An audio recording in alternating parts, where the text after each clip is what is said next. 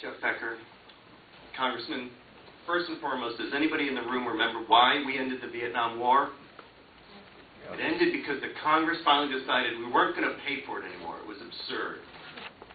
Knowing that history, we should do the same thing in Afghanistan and Iraq, because we just keep pouring money down a black hole. You, sir, have completely failed to understand the situation over there. You said you went and you were surrounded by generals and guys with guns and military machines. You never spoke to a single person in the country. You have no idea, as far as I can tell, what it's like in the Muslim world. Now, you can tell me that you've been other places in the Muslim world. We should pack the entire Congress on a plane and take them to Muslim nations and let them talk to real people and understand that the Muslim culture and the tribal cultures where all this comes from is a very different thing than most Americans will ever understand because they don't go there. I've spent a tremendous amount of time on that side of the world.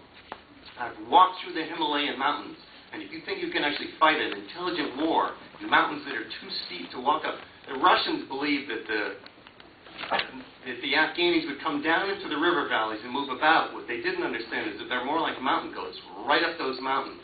So how do you fight them when you don't have the stamina, the ability to deal with altitude, to engage at that level? Now, I can tell you from being there that the Muslim culture is such that I have to speak to this gentleman one way so he doesn't kill me. I have to speak to this gentleman a different way so he doesn't kill me. And there's always this, what we would consider double dealing, but it's a cultural thing. And because we fail to understand that culture, we fail to understand what pisses them off. The Muslims may, this is an opinion about how the Muslim world deals. And if you want to understand what pisses them off, they used to rule a large part of the world. Now, they just feel like they're kicked. You've got a hornet's nest, you keep kicking it, and they will hate you for hundreds of years. You killed my family, I will kill you is the response. They want more than anything for us to get out of their country. And the last thing is, the one thing you didn't mention about all this is a lot of it is about oil. We want to run a pipeline, get the oil out. It's landlocked. We want to run it through Afghanistan. So you have to consider that. So at the end, and I'm talking here, vote no against funding. We're a bankrupt nation. We owe $12 trillion to the rest of the world, and we don't have any jobs here because we keep shipping to China with a totalitarian government. Thank you. Understanding of Afghanistan in 48 hours or 72 hours when I was there. I know the limitations of that. I understand that. I lived in Jordan for a while, so I would argue to you that I have an above-average understanding. I also just want to make this point. Our quarrel is not with the Muslim world, as you were talking about. It's with a very small group of extremists who have chosen to take us on. And I'm not saying it's not complicated. I'm just saying we've got to be a little careful about what we're talking about here. We really are talking about a bastardization and a small group of people who have decided that we and Israel and the West generally are the enemy. So we keep throwing, bazookas at gnats, and you wonder why we have a bankrupt country, $636 billion for defense spending, and no money for jobs, because all we've got is weapons, and everything starts to look like a target. I appreciate it. Richard Weldon. I'm concerned about the captives which you have taken in Afghanistan and where you're going to place them, because if you're going to go close down Gitmo, which should stay open, that's where they should go, not be tried in the United States in a civil court. Already, the two people you're bringing to New York to try in a civil court, Mayor Bloomberg says is going to cost $232 million for police protection, and he's looking for the federal government to pay the bill. This is the wrong place to place these people. Now, I don't know what you're going to do with the prisoners in Afghanistan. Are you going to build a prisoner camp there, or are they going to Gitmo?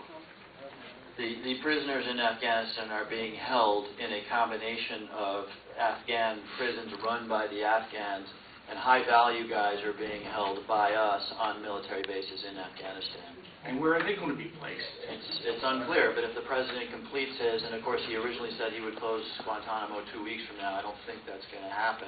but it's unclear how we're going to dispose of them. But I do want to make one point, which is it's a very interesting, it's a little off the topic of Afghanistan, it's a very interesting question. You know, who gets tried in a court of law, who gets tried in a military tribunal?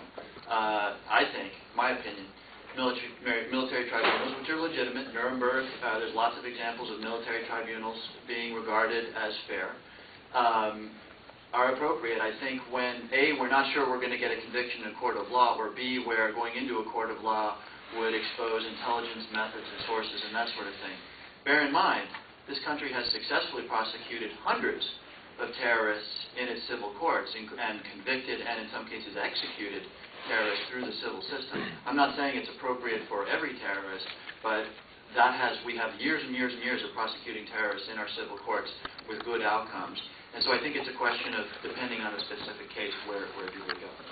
When President Obama announced that we're going to be out in 18 months, that's going to encourage these various tribes to say, gee, you better cut a deal with Taliban, Al-Qaeda, and be less connected with the central government or with the United States.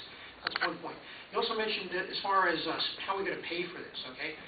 Well, I think we could probably save money by not moving a lot of these terrorist trials to New York.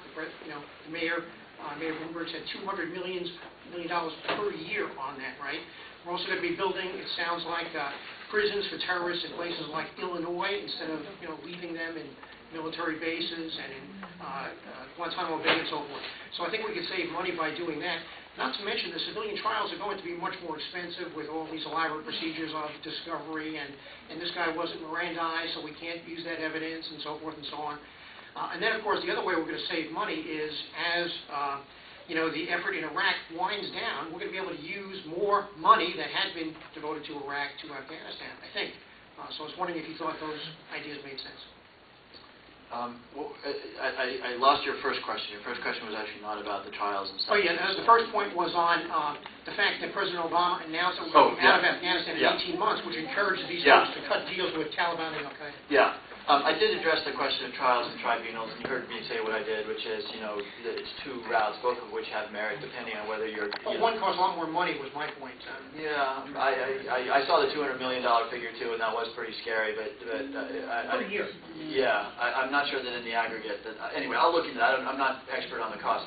On the issue, first of all, to be clear about what President Obama said, it's really important that we be clear about this, because he did absolutely not say we will be out in 18 months.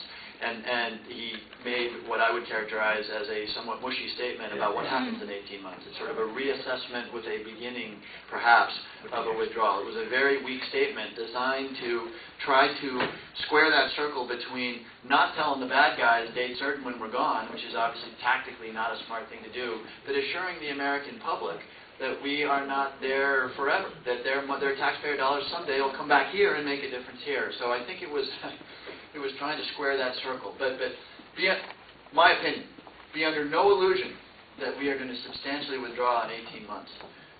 Stabilizing, denying sanctuary in Afghanistan is a project of 10 or 20 years, not of 18 months. So if we do commit, maybe in 18 months we begin to withdraw, but don't think for a second that our guys are out of there or that we're stopping to spend money there.